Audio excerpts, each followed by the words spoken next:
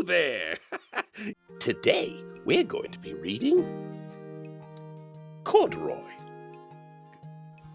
Corduroy by Don Freeman. Corduroy is a bear who once lived in the toy department of a big store. Day after day, he waited with all the other animals and dolls for somebody to come along and take him home.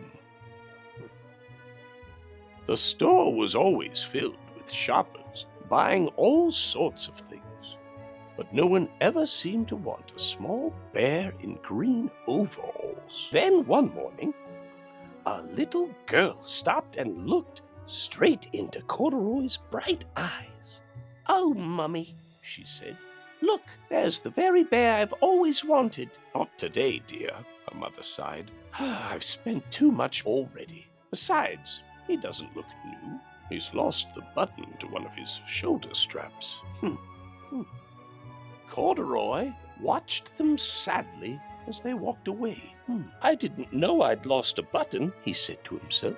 "Tonight, I'll go see if I can find it."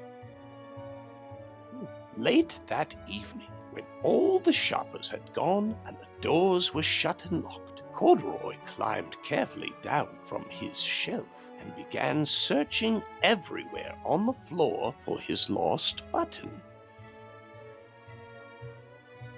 Suddenly, he felt the floor moving under him.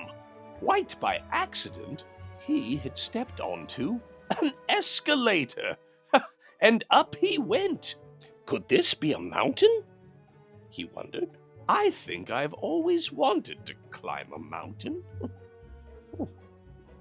He stepped off the escalator as it reached the next floor, and there before his eyes was a most amazing sight. Tables and chairs and lamps and sofas and rows of beds. "Why, this must be a palace," Corduroy gasped. "I guess I've always wanted to live in a palace."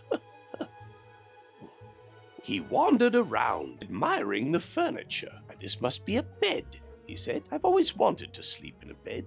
And up he crawled onto a large, thick mattress. All at once, he saw something small and round. "Why, here's my button!" he cried. And he tried to pick it up, but, like all the other buttons on the mattress, it was tied down tight. Look at him tugging away. He yanked and pulled with both paws until pop! Off came the button, and off the mattress Corduroy toppled, bang, into a tall floor lamp, and over it fell with a crash.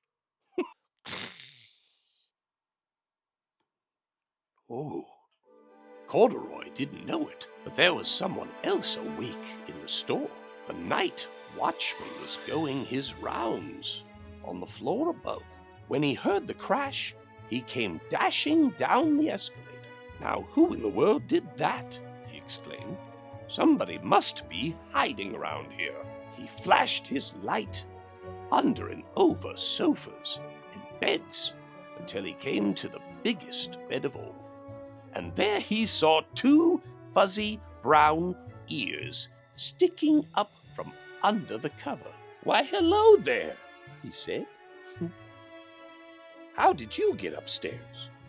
The watchman tucked Corduroy under his arm and carried him down the escalator and set him on the shelf in the toy department with the other animals and dolls.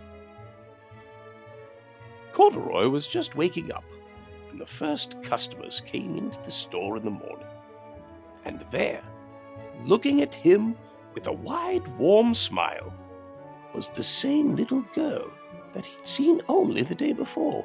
"I'm Lisa," she said, "and you're going to be my very own bear.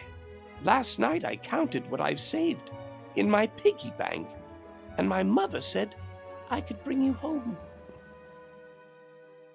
"Shall I put him in a box for you?" the saleslady asked. "Oh, no, thank you," Lisa answered, and she carried Corduroy home in her arms. She ran all the way up 4 flights of stairs, into her family's apartment and straight to her own room. Corduroy blinked. There was a chair and a chest of drawers, and alongside a girl-sized bed stood a little bed, just the right size for him. The room was small, nothing like the enormous palace in the department store. This must be home. I know I've always wanted a home. Lisa sat down with Corduroy on her lap and began to sew a button on his overalls. I like you the way you are, she said, but you'll be more comfortable with your shoulder strap fastened. You must be a friend, said Corduroy. I've always wanted a friend. Me too, said Lisa, and gave him a big hug. Sweet little Corduroy. Ha ha! Corduroy by Don Freeman. What a wonderful, wonderful book. Corduroy, he just had to be patient and be himself. There's a good lesson to be learned there. And the importance of friends. Yes, we all need friends and a place we can call home. Things worked out pretty well for old Corduroy. Well, thank you for joining me today on Dweebo Reads with me, your friend, Dweebo. D-W-E-E-B-O. Dweebo.